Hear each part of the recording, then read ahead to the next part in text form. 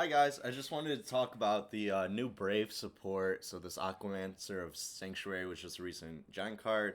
I think that this is a funny little combo just because all it really does is give every deck a long yawn. Because, make Baron Omni negate, you have to discard one card. So let's just go through the combo real quick for simplicity's sake. This Infinite Impermanence could be any card for this combo to go right. So you activate the spell, search, you get your monster. I feel like there's been so many combo videos that have already established this. It's pretty simple. This card, the Aquamancer of the Sanctuary, is just a Rhoda for the spell, so technically you don't even have to play her. The only restriction on this Rhoda spell is normal summon monsters can't activate their effects. So you can still get all your special summoned, but say you have the Torn Scales and you normal that after, you're not going to be able to use it. So it's interesting, not very restrictive. For the equip spell that you get as a free +1 when you summon this guy, this is the one everyone plays just because it's a good 1-for-1. Takes your opponent's monster and returns it to the hand. But I don't know, because going first it's just useless, and if you're already resolving this combo, it's kind of interesting that you would need this. Maybe we'll see that come up more in like actual play. But I think this is the best. I don't know. This equip spell just seems better to me because at least it does something turn one. But regardless, I just don't think I'd play a brick like this in my deck because it just sucks too bad to draw because you need the Brave Token engine. Right? And then when we take a look at the OCG, what's actually been going down here, they're playing in Despia deck because, I mean, you really only use your Albaz, the normal summoned effect, on your opponent's turn, so it's not really relevant there.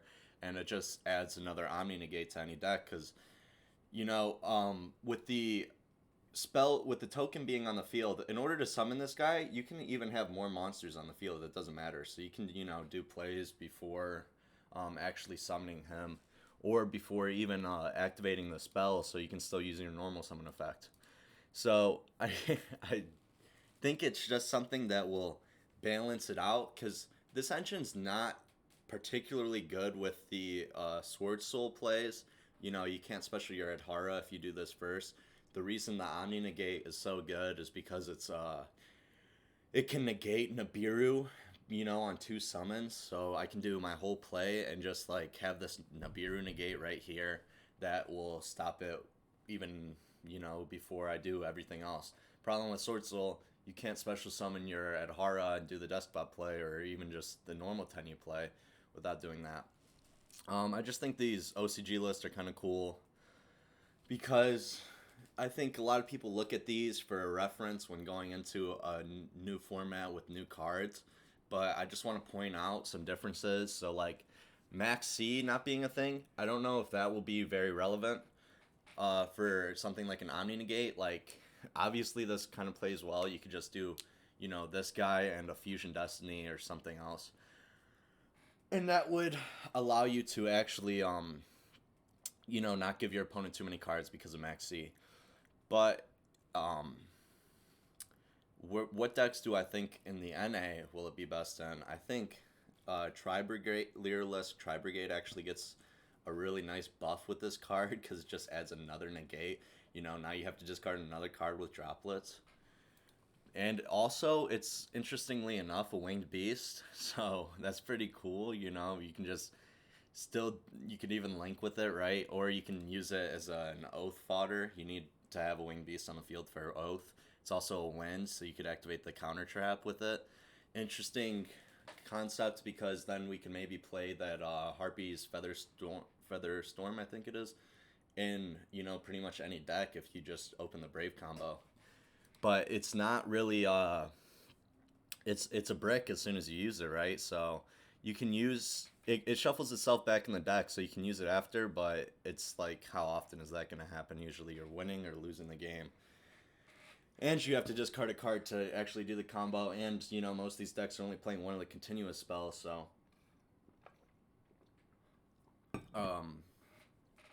it is once per turn effect though, so that is one thing to keep in mind.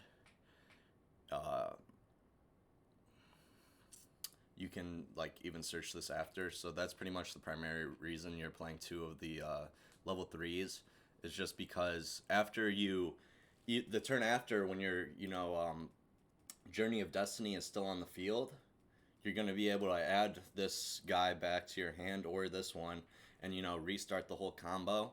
But the restriction is you can only add one of these 2, and you're not going to be able to do the whole full Journey of Destiny with your Rite of Amnesia again. So you gotta not only get the Brave token on the field, but then summon your guy. So you have to search 2 cards basically, because this, you can only search one of them next turn. So if you top deck one, then sure, you can do the same play next turn, but not unless you have one or the other, or even just the spell. Now, another interesting thing about this Swordsoul list is plays cards like Yazi. This guy's banned. This guy's banned. In these random rose cards that they're not relevant. I've searched them up before. The Yang Zing guy is cool because it destroys itself when Yang Zing's destroyed. So if you do the Yazi combo, you can actually special summon him back from the grave and then sync with your Vishuda. So that's pretty cool. But what do I think this card, this engine actually is within like I mentioned, Lyrilusc Tri-Brigade? I think that it's going to make cards like Dark Ruler better, because this doesn't fix any actual problems that decks have. So like, usually the problem you have is you don't have enough versatility, right?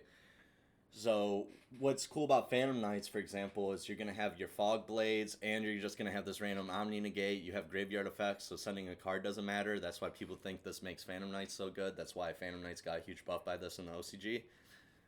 But it does not fix their problems, This isn't a solemn judgment. If your Phantom Knight deck gets Mystic Mind or Dark Rulered after, the Bait this Negate, you're still going to be in trouble, and it's still going to be the same exact problem you were in before. So in my opinion, this is kind of like a hand trap in a way, but going first. I really don't know how powerful it is, because it's like, yes, it's an Omni Negate, yes, it's a Baron for any deck, but you got to think with a card like Longyon, which I just think is the best comparison for this, you can still do you can still make different level 10 synchros, you don't have to just make Baron. And Baron does a lot more than this guy. She destroys one card on the field, she special summons something back from the grave. So it's just something to keep in mind when you're just trying to force this into any deck. Like, how valuable is an Omni Negate? Is your Omni Negate just going to be a Chalice? And can it negate like cards like Droplet, Mystic Mine, Dark Ruler no more? It can't. So I don't actually know how powerful this is going to be, and I just wanted to try to tell everyone not to like panic or force it, or like it's just some broken thing that's going to change the game. It's just a random Omni Negate that Konami added for some reason that just can go into anything. So I don't think it's the most fun, but let me know what you think. Do you think this card's going to change the meta, make everything broken, or is it just going to be another Chalice or Imperm or Hand Trap that could be better if it was a Hand Trap? So I appreciate all the support. Subscribe if you thought this was a good video. I try to make it relevant to Master Duel as well, because I know people are trying to prepare for the future of that as well. So have a good day, and I'll see you later.